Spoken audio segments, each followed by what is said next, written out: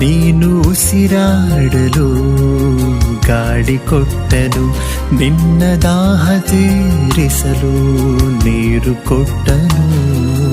ಈ ಸೃಷ್ಟಿಯನ್ನೇ ನಿನ್ನ ಮುಂದೆ ಇಟ್ಟನು, ಏತಕ್ಕೆ ಆ ದೇವರು ನಿನಗೆ ಕೊಟ್ಟನು. ತಿಳಿದುಕೋ ಆ ದೇವರು ಯಾರೆಂದು, ಯೋಚಿಸಿಕೋ ನಿನ್ನ ಜನ್ಮದ ಪರಮಾರ್ಥವ ಇಂದು. ತಿಳಿದುಕೋ ಆ ದೇವರು ಯಾರೆಂದು, ಯೋಚಿಸಿಕೋ ನಿನ್ನ ಜನ್ಮದ ಪರಮಾರ್ಥವ ಇಂದು. ತಿಳಿದುಕೋ ನಿನ್ನ ತಂದೆ